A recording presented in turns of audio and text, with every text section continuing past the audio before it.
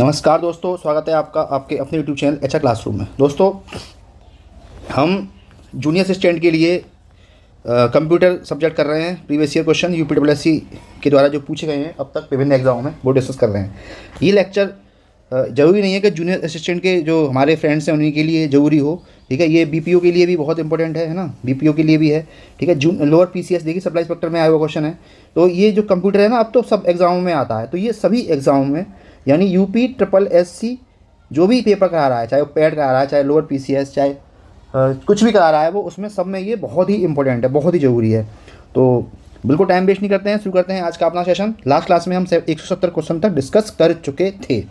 चलिए 171 क्वेश्चन से शुरुआत करते हैं। पहला क्वेश्चन है आपका आज का, पावर पॉइंट में स्लाइड में हाइपरलिंक डालने की शॉर्टकट कुंजी क्या है? बताइए। CTRL+H है, या +K है, या +A है, या फिर हाइपरलिंक सम्मिलित करना संभव नहीं है? तो दोस्तों, इसका सही विकल्प है वो आपका +K है। क्या है? CTRL+K। अगर ये कर देंगे तो आप डायरेक्ट हाइपरलिंक डाल सकते हैं, ठीक है। चलिए, अच्छा, ये +H किसके लिए है? ये आपके लिए है फाइंड एंड रिप्लेस के लिए, रिप्लेस ऑप्शन के लिए, है। ये +A किसके लिए है? ये है पूरे पेज को सिलेक्ट करने के लिए, ऑल कंटेंट्स ऑफ पेज को सिलेक्ट करने के लिए, यानी पूरे पेज को सेलेक्ट करने के लिए, ठीक है। क्या? CTRL+A। तो इसका सही विकल्प होगा हाइपरलिंक स्लाइड डालने का शॉर्टकट कुंजी क्या है? CTRL+K। नेक्स्ट प्रश्न है आपके सामने, बताइए इसका उत्तर क्या होगा। MS वर्ड में एक एक्टर को आगे ले जाने के लिए किस कीबोर्ड की का प्रयोग किया जाता है? Up arrow, down arrow, left arrow, या फिर आपका राइट एरो? तो सही विकल्प है इसमें आपका D, है ना। MS वर्ड में एक एक्टर को आगे ले जाने के लिए राइट एरो की का प्रयोग किया जाता है। राइट एरो कीबोर्ड की का प्रयोग किया जाता है। नेक्स्ट प्रश्न है आपके सामने 73, बुकमार्क का उपयोग MS वर्ड में किया जाता है भविष्य के उल्लेख के लिए, किसी दस्तावेज की वर्तनी की पहचान करने और उन्हें सही करने के लिए, दस्तावेज में टिप्पणी का पता लगाने के लिए, दस्तावेज में हेडर और फुटर का पता लगाने के लिए, भविष्य में उल्लेख के लिए, डॉक्यूमेंट में एक विशिष्ट स्थान या टेक्स्ट की पहचान के लिए। तो दोस्तों, इसमें सही विकल्प है आपका D, है ना। बुकमार्क का प्रयोग MS वर्ड में किया जाता है क्योंकि भविष्य के टाइम में अगर आपको डॉक्यूमेंट में वो देखना हो तो वो उसको टेक्स्ट और पहचान करने के लिए किया जाता है, ठीक है ना। इसमें आपके लिए नाम देने और पहचानने के लिए उपयोग करते हैं। इसका उपयोग करके बुकमार्क टेक्स्ट को फाइल में आसानी से खोज सकते हैं। इसके लिए आपको स्क्रॉलिंग की आवश्यकता नहीं पड़ेगी, इसीलिए इसका उपयोग किया जाता है। 174 क्वेश्चन है आपके सामने, माइक्रोसॉफ्ट एक्सेल में फॉर्मेट पेंटर को कई बार क्रमानुसार उपयोग करने के लिए निम्नलिखित में से कौन सी क्रिया करनी चाहिए? लॉक फॉर्मेट पेंटर आइकन पर क्लिक, फॉर्मेट पेंटर के अंतर्गत मल्टीपल यूज ऑप्शन पर क्लिक, या फिर अगला है फॉर्मेट पेंटर आइकन पर डबल क्लिक, या फॉर्मेट पेंटर को कई बार डबल क्लिक करके खींचना। तो इसमें सही विकल्प आपका कौन सा है? C, फॉर्मेट पेंटर आइकन पर डबल क्लिक करके फॉर्मेट पेंटर को कई बार क्रमानुसार उपयोग करने के लिए किया जाता है। 175 प्रश्न है आपके सामने, क्या कह रहा है भैया बताओ। MS एक्सेल 2016 में कॉलम G और कॉलम H के बीच 3 कॉलम डालने के लिए आप क्या करेंगे? कॉलम G सेलेक्ट करेंगे और राइट क्लिक करके 3 बार इंसर्ट सेलेक्ट करेंगे, या फिर कॉलम H सेलेक्ट करेंगे और राइट क्लिक करके 3 बार इंसर्ट सेलेक्ट करेंगे, या C कॉलम E, F और G सेलेक्ट करेंगे और राइट क्लिक करके एक बार इंसर्ट सेलेक्ट करेंगे, या D? सही विकल्प आपका है इसमें B, right column H select करेंगे और राइट क्लिक करके 3 बार क्या करेंगे? इंसर्ट सेलेक्ट कर देंगे, ठीक है। चलिए, प्रश्न संख्या आपके सामने 176, MS एक्सेल 2016 में निम्नलिखित किस विकल्प द्वारा विंडो को 2 भागों में बांट सकते हैं? फॉर्मेट फॉर्मेट के बाद विंडो करने पर, डेवलपर विंडो और स्प्लिट करने पर, या व्यू विंडो स्प्लिट, या पेज लेआउट स्प्लिट? सही विकल्प है आपका क्या? C, व्यू करेंगे, फिर विंडो पर जाएंगे और फिर स्प्लिट कर देंगे, तो आपका जो विंडो है वो 2 भागों में बढ़ जाएगा। ये MS एक्सेल 2016 में हम इस तरह से कर सकते हैं, ठीक है। कैसे करेंगे? देखो, पहले व्यू टैब पर क्लिक करेंगे, फिर विंडो ग्रुप में जाकर स्प्लिट बटन पर क्लिक करेंगे, ठीक है। विंडो ग्रुप में जाकर स्प्लिट पर क्लिक कर देंगे। 177 प्रश्न है, क्या है भैया। ऑपरेटिंग सिस्टम सारी सूचनाओं की सारी प्रक्रियाओं की सूचना कहाँ रखता है? मेमोरी में, आईओ, सीपीयू या प्रोसेस टेबल? बहुत इंपॉर्टेंट क्वेश्चन है। तो इसका सही विकल्प है प्रोसेस टेबल। ऑपरेटिंग सिस्टम सारी प्रक्रियाओं की सूचना प्रोसेस टेबल में रखता है, ठीक है ना। ऑपरेटिंग सिस्टम प्रोसेस टेबल के द्वारा रिसोर्सेज को मैनेज और कंट्रोल करता है।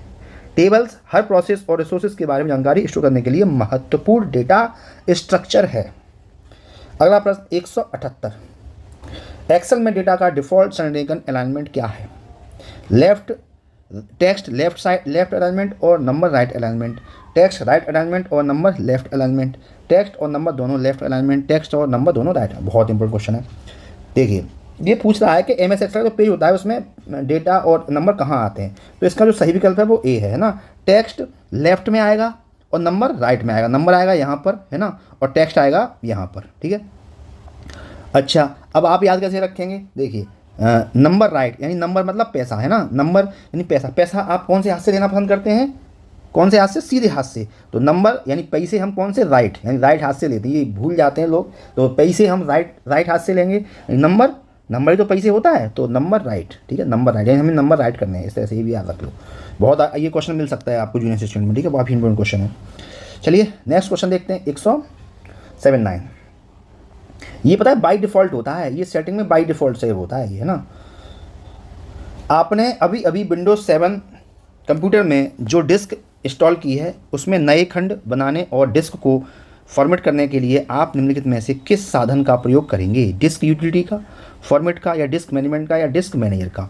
तो सही विकल्प है इसमें हम करेंगे किसका? डिस्क मैनेजमेंट का, है ना। हम नई विंडो डालेंगे, फिर डिस्क मैनेजमेंट करेंगे और हम अपना जो डिस्क के क्या करेंगे? पार्टीशन करेंगे, उसको वॉल्यूम बनाएंगे ताकि हम अपनी जो मेमोरी है उसका मैक्सिमम यूज़ कर पाएँ और उसका मैनेजमेंट अच्छे से कर पाएँ, ठीक है। अगला प्रश्न आपके सामने 180, किस प्रकार के फाइल का एक्सटेंशन डॉट बैट होता है? बहुत इंपॉर्टेंट क्वेश्चन है। ऑटो फोटोशॉप का, वेब पेज, इमेज मैप, या मैकिंटोश विनहैक्स, या पीसी बैच फाइल? सही विकल्प है आपका पीसी बैच फाइल का जो फाइल का एक्सटेंशन होता है वो डॉट बैट होता है। अच्छा, ये होता क्या है? कंप्यूटर के किसी जो फाइल होती है उसकी पहचान के लिए, है ना, कंप्यूटर का ऑपरेटिंग सिस्टम अपनी सुविधा अनुसार फाइल को उसके प्रकार के अनुसार पहचान करता है ना। कैसे? जैसे फाइल का एक्सटेंशन या फॉर्मेट कहते हैं, फाइल एक्सटेंशन को लिखने के लिए कोई विशेष नियम नहीं होता है, ठीक है, कोई भी लिख सकते हैं, परंतु इसकी शुरुआत किससे होती है? डॉट से होती है, ठीक है, डॉट से होती है। इसके बाद कुछ अक्षर होने चाहिए जैसे .mp3, है ना, .text, इस तरह से जरूरी होनी चाहिए। तो सिर्फ ये कंप्यूटर के पहचानने के लिए है, वो इसको पहचान कर सकता है, ठीक है। यानी डॉट बैट फाइल किसके लिए है? पीसी बैच फाइल के लिए होता है। बहुत अच्छा क्वेश्चन है आपका 181, कैल्सीटो, एमटी, एरियल और सेंचुरी विभिन्न प्रकार के हैं, क्या हैं? वर्ड आर्ट है, फॉन्ट साइज है, स्टाइल्स है, या फॉन्ट है? तो कैल्सीटो, एमटी, एरियल और सेंचुरी क्या है? ये एक फॉन्ट है। ये क्या है? फॉन्ट है। होता क्या है? जैसे मतलब अच्छा मतलब ग्राफिकल रिप्रेजेंटेशन होता है ये फॉन्ट टेक्स्ट का, ठीक है। इसमें अलग अलग प्रकार का टाइप फेस होता है, बिंदु, आकार, वजन, रंग या डिजाइन शामिल रहता है इसमें, है ना। और भी कई सारे फॉन्ट होते हैं, जैसे आपने सुना होगा एक होता है एरियल होता है ना। कैलेबरी भी होता है, कैलेबरी भी होता है। एक कैल्सीटो लिखाई है यहाँ पर, कैल्सीटो होता है, कैल्सीटो एमटी, ठीक है। सेंचुरी गॉथिक होता है, सेंचुरी होता है, ठीक है। फ्रैंकलिन होता है ना, कौन सा होता है? फ्रैंकलिन, ये भी होता है। और भी बहुत सारे फॉन्ट होते हैं, बहुत लंबी लिस्ट होती है फॉन्ट की, ठीक है। तो चलिए नेक्स्ट क्वेश्चन पर चलते हैं। ये देखिए कहाँ पे आया? ये ग्राम विकास अधिकारी में आया, बताइए, है ना। कंप्यूटर भैया सब में आ रहा है, हर पेपर में आ रहा है कंप्यूटर। 182, निम्न में से कौन सा समूह एमएस एक्सेल के इंसर्ट टैब में मौजूद नहीं है? रेखांकन, अनुच्छेद, लिंक या प्रतीक? तो अनुच्छेद नहीं है, है ना, एमएस एक्सेल के इंसर्ट टैब में। बाकी रेखांकन भी है, लिंक भी है, प्रतीक भी है, ठीक है। और भी कुछ समूह हैं, जैसे टेबल्स है, टेबल्स वो भी होता है ना, एप्स भी होता है, ठीक है, चार्ट भी होता है ना, रिपोर्ट भी होता है ना, फिल्टर भी होता है, टेक्स्ट भी होता है ना, लाइन भी होता है। इस तरह के काफ़ी ज़्यादा और भी टैब इसमें मौजूद होते हैं। 183, निम्नलिखित में से कौन सा कंप्यूटर सॉफ्टवेयर प्रोग्राम है जिसका उपयोग डेटा संग्रहित करने, व्यवस्थित करने और हेरफेर के लिए किया जाता है? फायरफॉक्स, एक्सेल, आउटलुक या पावर पॉइंट? सही विकल्प है आपका कौन सा? एक्सेल। एक्सेल ही एक सॉफ्टवेयर होता है जिस पे हम गणितीय करते हैं, डेटा को लिख सकते हैं, ठीक है, और व्यवस्थित कर सकते हैं और उसका हेरफेर भी कर सकते हैं, यानी उसको मैनिपुलेट भी कर सकते हैं, ठीक है। अच्छा, आउटलुक क्या है? आउटलुक एक निःशुल्क मेल सेवा उपलब्ध करने वाला सॉफ्टवेयर है। ये निःशुल्क मेल सेवा प्रदान करने वाला एक क्या है, सॉफ्टवेयर है, ठीक है। और फायरफॉक्स क्या है? फायरफॉक्स जो होता है जो एक सर्च इंजन जैसा होता है, ठीक है ना, एक जैसे गूगल है वैसे ही फायरफॉक्स भी होता है, ठीक है। पावर पॉइंट क्या है? पावर पॉइंट एक प्रेजेंटेशन, जो प्रेजेंटेशन माइक्रोसॉफ्ट जो प्रेजेंटेशन करते हैं, चित्रों और उनको सब विजुअलों को दिखा के, तो वो हम पावर पॉइंट का यूज़ करते हैं, ठीक है। प्रेजेंटेशन जो होती है वो पावर पॉइंट पर ही होती है। अगला प्रश्न है आपके सामने 184। क्या है भैया? माइक्रोसॉफ्ट एक्सेल में कंप्यूटर फाइल को किस प्रकार नाम दिया जाता है? .doc या .xls या .pmt .xml? सही विकल्प है आपका बी। माइक्रोसॉफ्ट एक्सेल में कंप्यूटर फाइल को .xls नाम दिया जाता है। 185 क्वेश्चन है, प्रश्न है 185। माउस, डिस्प्ले, साउंड नेटवर्क और कीबोर्ड की सेटिंग्स को माइक्रोसॉफ्ट विंडो के किस सेक्शन में बदला जा सकता है? ब्राउज़र, कंट्रोल पैनल या ऑफिस टूल या एक्सेसरी? तो माउस, विंडो, साउंड नेटवर्क और कीबोर्ड की सेटिंग्स को माइक्रोसॉफ्ट विंडो का एक सेक्शन होता है, कौन सा? कंट्रोल पैनल, है ना, कंट्रोल पैनल होता है। इसमें काफ़ी ज़्यादा हमारे सेटिंग्स होती हैं, उसमें हम बदलाव कर सकते हैं, ठीक है। नेक्स्ट 186। विंडोज़ 10 को पहले एक पूर्वावलोकन के रूप में निम्नलिखित में से किस दिन जारी किया गया था? 1 जनवरी 2013 या जुलाई 2014 या 1 अक्टूबर 2014 या 12 दिसंबर 2015? तो सही विकल्प है आपका विंडोज़ 10 को पहले एक पूर्वावलोकन के लिए 1 अक्टूबर 2014 को जारी किया गया था। अब ये क्वेश्चन आपके आएंगे किससे? MS ऑफिस से आएंगे, ठीक है। MS ऑफिस से क्वेश्चन आएंगे सारे। देखिए पहला क्वेश्चन क्या है?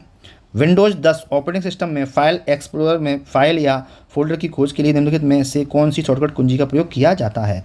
F1, F3, F4 या F5? तो प्रयोग किया जाता है आपका F3 की का प्रयोग किया जाता है विंडोज़ 10 में ऑपरेटिंग सिस्टम में फाइल एक्सप्लोरर या फाइल या फोल्डर की खोज करने के लिए, ठीक है। F2 का उपयोग कहाँ होता है? F2 का योग होता है चयनित आइटम का नाम बदलने के लिए, नाम बदलने के लिए, ठीक है।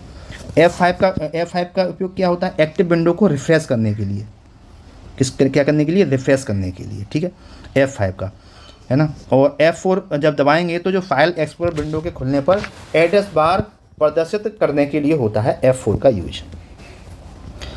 भाई साहब अगला क्वेश्चन बहुत ही इंपॉर्टेंट है, ठीक है। जेई में आया हुआ क्वेश्चन है, हो सकता है आपको मिल जाए। क्या है? MS वर्ड 2016 में डिफ़ॉल्ट रूप में ड्रॉप कैप लेटर या अक्षर की ऊंचाई कहाँ तक होती है? पैराग्राफ के 3 लाइन तक, पैराग्राफ में 5 लाइन तक, पैराग्राफ में 2 लाइन तक या पैराग्राफ में 4 लाइन तक, ठीक है। तो देखिए ड्रॉप कैप लेटर होता क्या है? ये एक कैपिटल लेटर होता है जिसका उपयोग क्या करते हैं? पैराग्राफ या सेक्शन की शुरुआत में करते हैं, है ना, डेकोरेटिव एलिमेंट के रूप में किया जाता है, ठीक है। तो drop cap feature MS word में इंसर्ट मेन्यू में उपलब्ध होता है ना। 2016 MS वर्ड 2016 में ये डिफ़ॉल्ट रूप से इसका साइज ऐड है वहाँ पर। तो ये कितना साइज है? ये है आपका पैराग्राफ से 3 लाइन तक, है ना। कैपिटल लेटर में पैराग्राफ से 3 लाइन तक ये डिफ़ॉल्ट रूप में वहाँ पर सेटिंग्स में वहाँ पर है, ठीक है। प्रश्न संख्या 189। एब्सोल्यूट सेल रेफरेंस चुनें, पहला, दूसरा, तीसरा, चौथा। तो विकल्प इसका क्या है? इसका बी विकल्प सही है ना। एक्सेल में किसी सेल के एक निश्चित लोकेशन को दर्शाने के लिए एब्सोल्यूट एड्रेस का प्रयोग किया जाता है। एब्सोल्यूट एड्रेस वह सेल एड्रेस है जिसमें रो नेम और कॉलम नंबर से पहले, है ना, ये रो नेम है, ये कॉलम नंबर है, से पहले क्या लगता है? ये डॉलर का साइन लगता है, ठीक है। और इसको फिक्स बनाया जाता है ताकि जब भी हम सेल या सीट में कॉपी कर रहे हैं तो इसको वैल्यू को ना बदलें। ये रो नंबर है, ये कॉलम नंबर है ना। अगला प्रश्न आपके सामने है, माइक्रोसॉफ्ट वर्ड में गटर मार्जिन सेट करने के लिए निम्नलिखित स्थितियों में कौन सा गटर पोजीशन बॉक्स में उपलब्ध है? Left and right, left and top, left and bottom या राइट एंड टॉप? तो गटर मार्जिन क्या होता है? गटर मार्जिन ये जो जगह होती है ना, इसको छोड़ने के लिए होता है, इसको खींच इस तरह से होता है गटर मार्जिन, ठीक है। मतलब पेज के साइड में जगह होती है, उसको छोड़ने के लिए ये गटर मार्जिन का उपयोग होता है। तो लेफ्ट एंड टॉप क्या इसका सही विकल्प है? बी। गटर मार्जिन छोड़ने के लिए गटर पोजीशन बॉक्स उपलब्ध होता है, कौन सा? Left and top. 199 191 sorry. Microsoft Excel में निम्नलिखित सेल प्रारूपों में कौन सा एक्सपोनेंशियल डेटा के लिए उपयोग किया जाना चाहिए? फ्रैक्शन, स्पेशल, साइंटिफिक या कस्टम? तो सही विकल्प है इसमें आपका साइंटिफिक। माइक्रोसॉफ्ट एक्सेल में साइंटिफिक प्रारूप एक नंबर को एक्सपोनेंशियल नोटेशन में प्रदर्शित करता है। इतने ही क्वेश्चन थे आज, है ना। काफ़ी 20 के ऊपर ही होंगे, है ना, जो भी हैं, ठीक है। टेंशन मत लीजिए, धीमे धीमे मैं सारा करा दूंगा, ठीक है। और प्लीज़ आप स्किप कर करके वीडियो देखते हैं, पूरा वीडियो देखिए, आपको बहुत मदद मिलने वाली है इस लेक्चर से। और मैं फिर कह देता हूँ, मैं यहाँ पर सिर्फ प्रैक्टिस कराता हूँ, पढ़ाता नहीं हूँ, ठीक है। पढ़िए आप किताबों से, है ना, और जहाँ से पढ़ना है वहाँ से पढ़िए। यहाँ प्रैक्टिस कीजिए, यहाँ देखिए, अपने आप को जज कीजिए कि आप कहाँ पर हैं, आपको कितनी तैयारी और करनी है, ठीक है। क्योंकि किताबों से पढ़ाई होती है, ये तो प्रैक्टिस चल रही है आपकी। तो ठीक है, फिर दोस्तों मिलते हैं कल किसी और नए इन्फॉर्मेटिव लेक्चर में। प्लीज़ कुछ सुझाव हो तो सुझाव कमेंट दीजिए, आपके कमेंट मुझे बहुत मोटिवेशन प्रदान करते हैं। और चैनल को लाइक से सब्सक्राइब करना ना भूलें। मिलते हैं कल, तब तक के लिए जय हिंद, जय भारत।